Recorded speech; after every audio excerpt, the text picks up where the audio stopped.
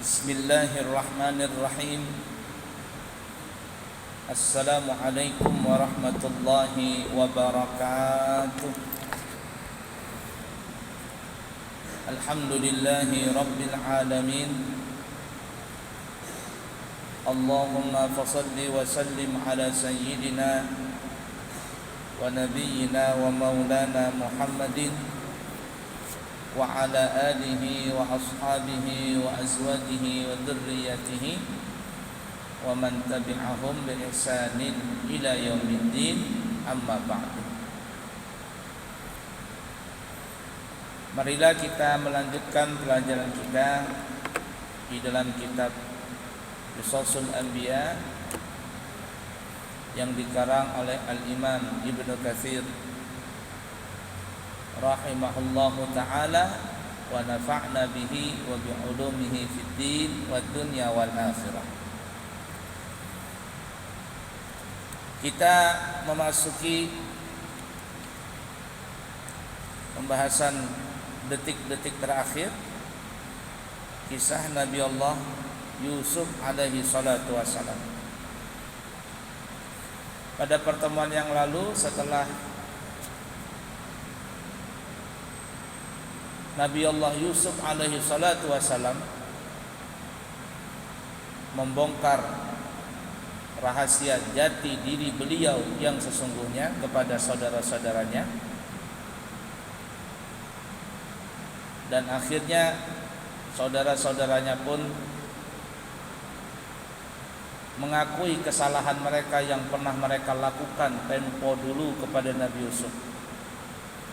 Tapi Nabi Yusuf tidak dendam, malahan Nabi Allah Yusuf alaihi salatu wassalam meminta kepada saudara-saudaranya semuanya untuk memboyong semua keluarga mereka, anak-anak mereka, istri-istri mereka, termasuk ayah ibu Nabi Allah Yusuf, agar dibawa ke negara Mesir.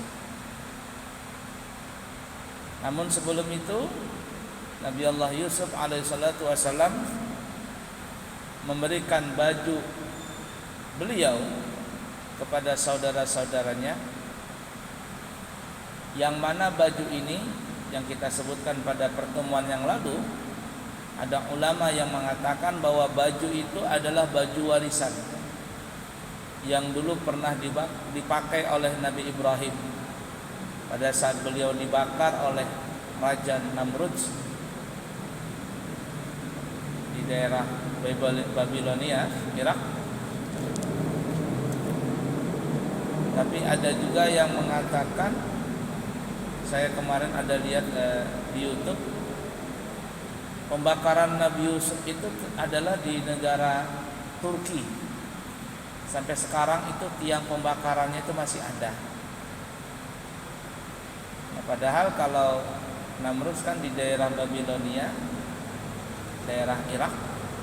Tapi di YouTube itu saya lihat di Turki itu adalah tempat pembakaran Nabi Allah Ibrahim alaihissalatu wassalam. Tiangnya masih ada sampai sekarang untuk dibikin ketapel di situ ya. Ceritanya panjang, pernah kita ceritakan juga pada pertemuan yang lalu. Itu ada di daerah Turki. Karena insya Allah nanti kalau tidak ada halangan, tanggal 22 September saya akan berangkat umrah plus Turki. Jadi sekaligus ke Turki. Jadi sebelum berangkat ke Turki cari-cari informasi tentang Turki itu apa saja peninggalan di sana. Ternyata banyak sekali sejarah kenabian yang ada di daerah Turki itu. Bukan hanya masalah Muhammad Al-Fatih saja yang menaklukkan Konstantinopel, tetapi juga banyak di situ tempat sejarah-sejarah kenabian dan juga para sahabat. Nah, di situ ada, saya lihat ada 2 tiang, diterangkan di situ adalah tempat pembakaran Nabi Allah Ibrahim. 2 tiang besar itu adalah pembuatan ketapel. Namrud membuat ketapel, kemudian itu dilemparkan ke api unggun yang ada di bawah. Nah, wallahu alam, Ya, ala kulli hal intinya ketika Nabi Allah Ibrahim dibakar, beliau memakai baju itu. Ya, bahasa kitanya mungkin baju berajah ya. Beliau pakai baju tersebut, kemudian selamatlah beliau. Seperti yang kita ceritakan kemarin, bahkan bukan hanya bajunya, bulunya, dan seluruh apa saja yang berkaitan dengan Nabi Ibrahim itu tidak terbakar. Malahan api itu menjadi sejuk ketika mengenai Nabi Ibrahim. Nah, keluarlah Nabi Ibrahim dengan selamat, dan baju itu diwariskan kepada anak beliau Nabi Allah Ishak alaihi salatu wassalam. Kemudian baju itu diwariskan kepada Nabi Allah Yakub, anaknya Nabi Ishak alaihi salatu wassalam. Kemudian Nabi Yakub pun mewariskan baju itu kepada Nabi Allah Yusuf alaihi salatu wassalam. Wallahu alam, hanya Allah yang Maha tahu hakikat tentang baju itu.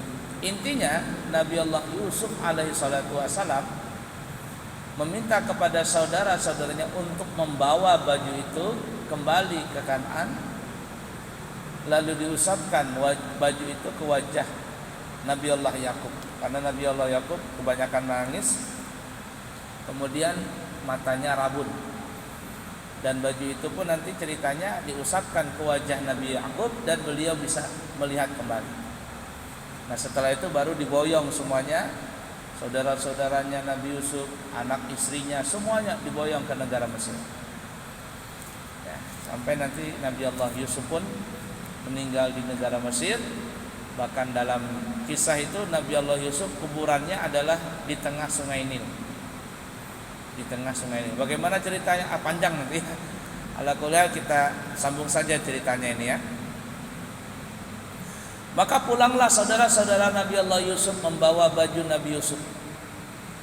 Apa yang diidam-idamkan oleh bapak beliau Nabi Yakub, yang beliau berkata kepada anak-anaknya, wahai anak-anakku, pergilah kalian ke negara Mesir mencari tahu kabar tentang Nabi Yusuf dan Bunyamin. Aku yakin, bahasa kitanya ya, aku yakin mereka itu masih hidup, masih ada di negara Mesir. Cari mereka. Ternyata yang dicari adalah sudah menjadi seorang pembesar, seorang raja. Ada yang mengatakan wakil raja, ada yang mengatakan raja, ada yang mengatakan menteri waktu itu. Tapi nanti yang cerita yang aslinya mungkin saat ini Nabi Yusuf masih jadi menteri ya, menteri BUMN atau menteri pertanian, sampai nanti akhirnya raja meninggal dan akhirnya Nabi Yusuf diminta oleh raja untuk menggantikan dirinya, sampai akhirnya seperti itu. Intinya Nabi Yusuf nanti jadi raja juga akhirnya. Nah, pulanglah saudara-saudaranya dari Mesir menuju Kan'an, tempat tinggal mereka bersama ayah beliau ayah mereka Nabi Allah Yakub alaihi salatu wassalam. Kita sambung ayatnya, surah Yusuf ayat 94 sampai 98. A'udzu billahi minasy syaithanir rajim. Walamma fasalatil 'iru qala abuhum inni la ajidu riha yusuf laula an tufannidun. Qalu tallahi innaka lafi dhalalikal qadim. فلما أن جاء البشير ألقاه على وجهه فارتد بصيرا قال ألم أقل لكم إني أعلم من الله ما لا تعلمون قالوا يا أبانا استغفر لنا ذنوبنا إنا كنا خاطئين قال سوف أستغفر لكم ربي إنه هو الغفور الرحيم tak kala kafilah itu telah keluar dari negara Mesir, ini rombongan saudara-saudara Nabi Yusuf. Karena Nabi Yusuf suruh pulang untuk jemput anak cucu istri mereka beserta Nabi Yakub. Tak kala kafilah itu keluar dari negara Mesir, berkata ayah mereka, yaitu Nabi Yakub, sesungguhnya aku mencium bau Nabi Yusuf, sekalipun kalian tidak menuduhku lemah akal, tentu kamu membenarkan aku. Keluarganya berkata, demi Allah, sesungguhnya engkau masih dalam kekeliruan yang dahulu. Tak kala telah tiba pembawa kabar gembira itu, maka diletakkannya baju gamis itu ke wajah Nabi Yakub. Lalu kembalilah dia dapat melihat. Berkata Nabi Allah Yakub, tidakkah aku katakan kepada kalian bahwa aku mengetahui dari Allah apa yang kalian tidak mengetahuinya? Mereka berkata, wahai ayah kami, mohonkanlah ampun bagi kami terhadap dosa-dosa kami. Sesungguhnya kami adalah orang-orang yang bersalah, yakni berdosa. Nabi Yakub berkata, aku akan memohonkan ampun bagi kalian kepada Tuhanku. Sesungguhnya dialah Allah yang maha pengampun lagi maha penyayang. Abu Razak berkata, Israel memberitahu kami dari Abu Sinan, dari Abdullah bin Abu Hudail, dari Abu Hudail, aku pernah mendengar Ibnu Abbas berkata mengenai firman Allah Ta'ala, falamma fasalatil 'ir, yang kita baru sebutkan tadi ayatnya. Ini ketika kafilah itu keluar dari negara Mesir,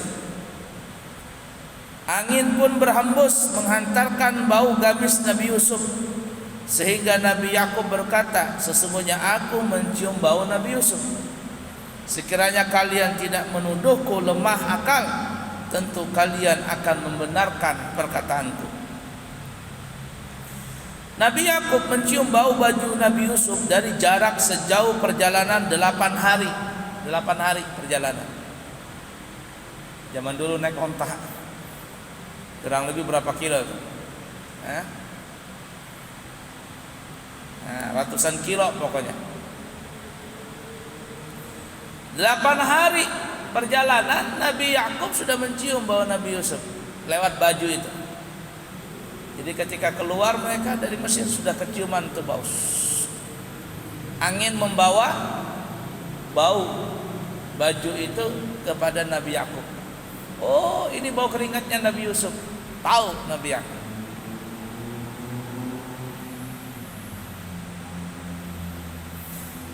Demikian menurut riwayat Ats-Tsauri, Syu'bah dan lainnya dari Abu Sinan. Itu riwayat Imam Tsauri ya. 8 hari perjalanan sudah keciuman bau Nabi Yusuf itu. Hasan Basri dan Ibnu Juraij Al-Makki berkata, jarak antara keduanya, antara kafilah membawa baju gamis Nabi Yusuf dengan Nabi Yakub, sekitar sejauh 80 farsakh. Sedangkan perpisahan yang terjadi antara Nabi Yakub dengan Nabi Yusuf telah berlangsung selama 80 tahun lamanya. 80 farsakh berapa ya? Mungkin ya ratusan kilo lah. Perpisahan antara Nabi Yakub dengan Nabi Yusuf itu 80 tahun. Tapi Nabi Yakub masih ingat dan masih tahu bagaimana bau keringatnya Nabi Yusuf itu. Subhanallah. Mukjizat ya, mukjizat.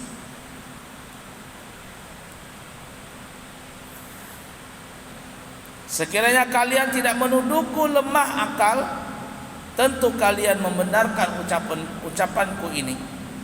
Maksudnya kalian katakan bahwa apa yang aku katakan ini tidak lain hanyalah kepikunan dan akibat dari usia tua. Jadi kata Nabi Yakub ini bukan kepada saudaranya Nabi Yusuf yang dalam perjalanan, ini kepada keluarganya nih, anak cucunya saudaranya itu, cucu-cucu, bini, apa semuanya. Nabi Yakub duduk-duduk begitu. Ketika mereka saudara Nabi Yusuf keluar dari negara Mesir, Nabi Yakub cerita sama cucu-cucunya, cucu-cucu bahasa kitanya, cucu, mantu, itu tuh keluarga nih. Nih Kai mencium bau keringat Nabi Yusuf.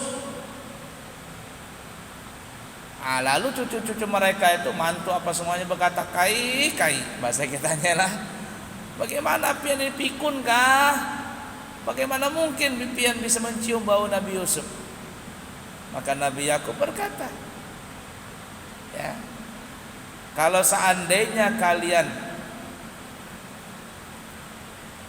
bahasa kitanya, kalau seandainya kalian tidak menundukku lemah akal, maka kalian akan meyakini itu.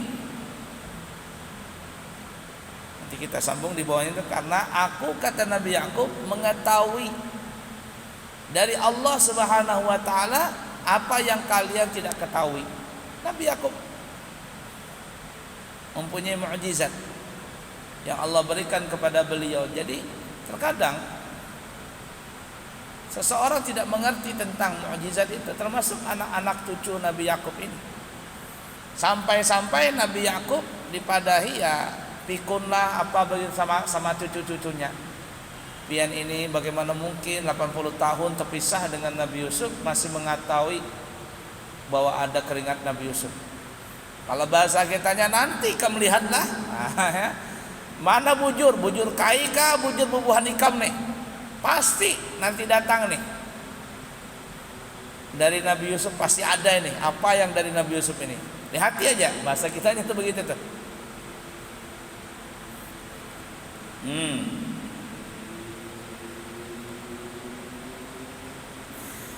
Ibnu Abbas, Atta, Mujahid, Sa'id bin Jubair dan Qatadah mengatakan bahwa kata tufannidun berarti tusaffihun, artinya orang-orang yang bodoh. Mujahid dan Hasan juga berkata, yaitu berarti adalah orang yang pikun. Kalau bahasa kitanya tadi, ya, kalau seandainya cucu-cucu, anak cucu, mantu, kalau kalian kadang mengatakan kai pikun, maka kalian akan tahu itu. Tapi kalian tidak tahu apa yang aku ketahui. Jangan dituduh kai ini pikun. Bahasa kita, kai ini kada pikun. Ya wajar saja sih anak cucu mereka, karena mereka tidak mengerti kehebatan daripada Nabi Allah Yakub alaihi salatu wassalam. Keluarganya berkata, demi Allah, sesungguhnya engkau masih dalam kekeliruanmu yang dahulu. Malah Nabi Yakub dikatakan kai pian ini mulai bahari pikun sampai sekarang pikun juga. Itu dikatakan begitulah. Cuman namanya Nabi Yakub, ya diam saja. Anak cucu dikit mengatakan demikian, ya beliau kada sakit hati lah. Kenapa? Karena kalau bahasa kitanya, karena aku ini mengetahui daripada yang kita kada ketahui. Seperti itu. Jadi wajar saja kata Nabi, lah, kalian akan tahu nanti bagaimana yang sebenarnya. Qatadah dan Imam As-Saddi mengatakan, mereka mengatakan kepada Yakub dengan ucapan yang salah. Tak kala telah tiba pembawa kabar gembira itu, maka diletakkannya baju gamis itu ke wajah Nabi Yakub, lalu kembalilah dia dapat melihat. Maksudnya, sesampainya pembawa gamis Yusuf langsung mengusapkan baju ke wajah Nabi Yakub, sehingga secara spontan matanya dapat melihat dari kondisi sebelumnya yang buta atau rabun.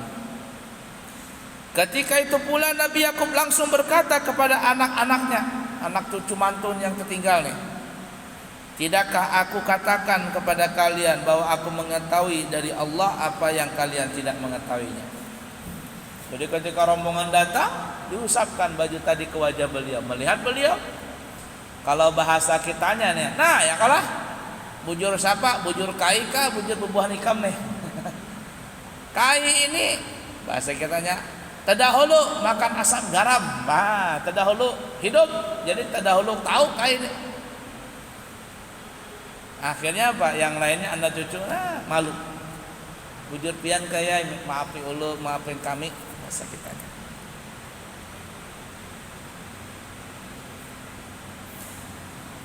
Maksudnya aku mengetahui bahwa Allah Subhanahu wa taala akan menyatukan kembali diriku dengan Nabi Yusuf. Mataku pun dapat melihat dan berbinar-binar melihatnya dengan penuh haru dan bahagia. Pada saat itu mereka berkata, wahai ayah kami, wahai abah kami, mohonkanlah ampun bagi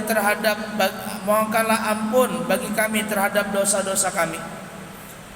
Ini mintakan ampun kepada Allah atas dosa-dosa kami yang pernah kami lakukan, ya berbohong kepadamu, membuang Nabi Yusuf, dan lain sebagainya. Maafin, tolong doakan kepada Allah agar Allah memaafkan dosa-dosa kami. Sesungguhnya kami adalah orang-orang yang bersalah dan berdosa. Mereka meminta kepada Nabi Yakub ayah mereka supaya memohonkan mereka ampunan kepada Allah Subhanahu wa taala atas semua perbuatan yang pernah mereka kerjakan dan atas keinginan mereka untuk melenyapkan Nabiullah Yusuf. Karena sebelum berbuat mereka telah berniat untuk bertobat. Karena waktu dulu di ayat pertama, kita bunuh aja Nabi Yusuf, kata mereka. Nanti setelah hilang, setelah bunuh, kita bertobat berata. Jadi sebenarnya mereka ini tahu dosa, cuman ya tadi karena iri dengki kepada Nabi Yusuf, kepada saudaranya sendiri, kada ingat dosa.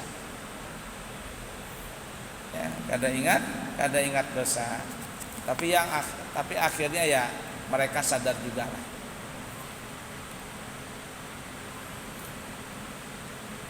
Kalau saja mereka telah berhasil mewujudkan rencana melenyapkan Nabi Yusuf, mereka akan bertobat waktu pertama kali itu. Oleh sebab itu Allah Subhanahu wa taala berkenan mengampuni mereka dan permintaan mereka pun diampuni oleh ayahnya seraya berkata, qala saufa astaghfiru lakum rabbi innahu huwal ghafurur rahim. Berkatalah Nabi Allah Yakub, aku akan memintakan ampun untuk kalian kepada Tuhanku, karena sesungguhnya Dia Allah Maha Pengampun lagi Maha Penyayang. Ibnu Mas'ud Ibrahim At-Taimi, Amr bin Qais, Ibnu Juraij dan lain-lainnya berkata, Nabi Yakub menanggungkan permohonan itu hingga waktu sahur. Jadi tidak langsung Nabi Allah Yakub mendoakan, tapi sampai sahur baru beliau berdoa. Itu menurut para imam tadi. Ibnu Jarir berkata, Abu Said memberitahuku, Ibnu Idris memberitakan kepada kami, yang menceritakan bahwa aku pernah mendengar Abdurrahman bin Ishaq bercerita tentang Maharib bin Dithar. Ia berkata bahwa ketika Umar pergi ke masjid, ia pernah mendengar seseorang berdoa, Allahumma da'autani fa'ajabtu wa amartani fa'ata'tu wa hadha as-sahru faghfirli. Jadi ada orang berdoa, ya Allah, aku berdoa kepadamu, aku pun memenuhinya. Da'autani, engkau seru aku, engkau panggil aku, ya, maka aku akan memenuhi panggilanmu. Engkau perintahkan aku, maka aku pun mentaatinya. Saat ini adalah waktu sahur, maka ampunilah aku. Umar pun mencari asal suara itu. Sayyidina Umar nih cari siapa yang berdoa waktu itu. Dan ternyata suara itu berasal dari rumah Abdullah bin Mas'ud. Ketika Abdullah ditanya tentang ucapannya itu, ia menjawab, Nabi Yakub menangguhkan permintaan mereka, permintaan maaf dari anak-anaknya, untuk memohonkan ampun kepada Allah sampai di waktu sahur. Sebagaimana ayat, aku akan memohonkan ampun kepada Tuhanku, sesungguhnya dialah yang maha pengampun lagi maha penyayang. Dalam surah Ali Imran ayat 17, Allah juga berfirman, wal mustaghfirina bil ashar, dan yang memohon ampun di waktu sahur. Terdapat di dalam hadis sahih dari Nabi kita Muhammad sallallahu alaihi wasallam bahwa beliau bersabda, setiap malam Tuhan kami turun ke langit dunia, lalu berfirman, adakah orang yang bertobat? Maka aku akan menerima tobatnya. Adakah orang yang meminta hajat? Tentu aku akan memberikan dan mengabulkan hajatnya. Adakah orang yang meminta ampun? Tentu aku akan mengampuninya. Hadis riwayat Imam Muslim. Nah, itu di waktu sahur. Makanya ya jam 4 bangun. Salah satu waktu mustajab yaitu di waktu sahur.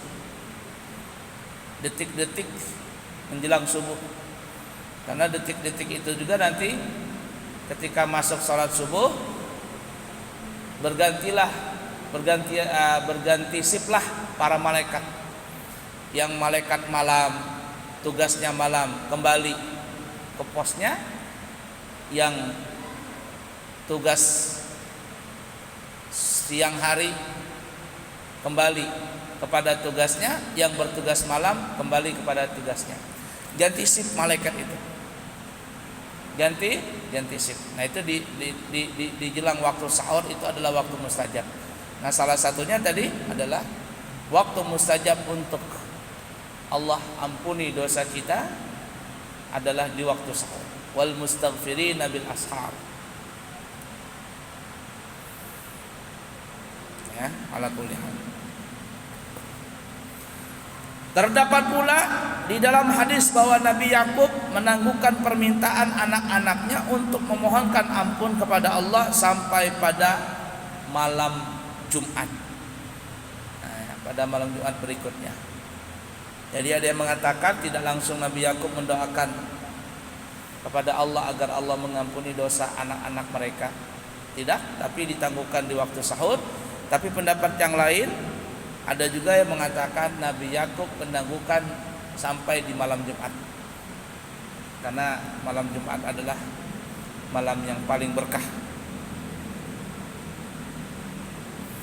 Ibnu Jarir berkata bahwa Al-Musni memberitahuku, ia menceritakan Sulaiman bin Abdurrahman Abu Ayyub Ad-Damsyiki pernah memberitahu kami, Al-Walid memberitahu kami, Ibnu Juraij memberitahu kami, dari Atha dan Ikrimah, dari Ibnu Abbas, dari Rasulullah SAW mengenai firman-Nya, aku akan memohonkan ampun bagi kalian kepada Tuhanku. Beliau bersabda sampai malam Jumat, dan hal itu merupakan ucapan saudara Yakub kepada anak-anaknya. Namun dari sisi ini hadis ini gharib, hadis yang agak asing. Dan mengenai kema'rufannya terdapat ada beberapa pandangan, dan agaknya ia hadis mauquf pada Ibnu Mas'ud radhiyallahu taala anhu. Jadi yang mengatakan malam Jumat, Nabi Yakub menunda doanya itu pada malam Jumat, ada pendapat itu, tapi hadisnya adalah hadisnya bisa dikatakan hadis yang dhaif. Tapi ala kulli hal, intinya Nabi Yakub itu tidak langsung serta-merta mendoakan kepada Allah agar Allah mengampuni dosa anak-anaknya, melainkan ditangguhkan di waktu sahur. Itu pendapat yang paling kuat, walaupun ada yang mengatakan Nabi Yakub menunda doanya itu di malam Jumat. Baik, bagaimana selanjutnya? Nah, jadi setelah nanti Nabi Yakub sudah sembuh matanya, kemudian mereka pun siap-siap berangkat semuanya, anak cucu mantu barataan, diangkut ke negara Mesir. Disediakan rumah oleh Nabi Yakub di negara Mesir. Nah, sampailah mereka nanti ke negara Mesir. Lalu Nabi Yakub pun mengangkat kedua ibu bapaknya ke singgasananya. Lalu Nabi Yusuf bersimpuh di hadapan ibu bapaknya, dan Nabi Yusuf berkata, "Wahai Abah, inilah mimpiku nang bahari, yang aku pernah melihat bulan, matahari, dan bintang semuanya, 11 bintang sujud kepadaku. Ternyata inilah maksudnya." Nah, baru kata Nabi Yakub bahasa kitanya, nah itu maksudnya. Makanya Abah ini yakin bahwa Ikam itu walaupun terpisah lawan Abah 80 tahun, Abah yakin Ikam itu masih hidup dan Ikam akan menjadi raja. Nah, bagaimana kisah selanjutnya? Insya Allah kita akan sambung setelah pesan-pesan berikut ini. Ini akan datang ya, sambungan ceritanya. Cukup dulu, semoga ada manfaatnya. Subhanakallahumma wa bihamdika asyhadu an la ilaha illa anta astaghfiruka wa atubu ilaik. Wa akhiru kalam, wassalamu alaikum warahmatullahi wabarakatuh.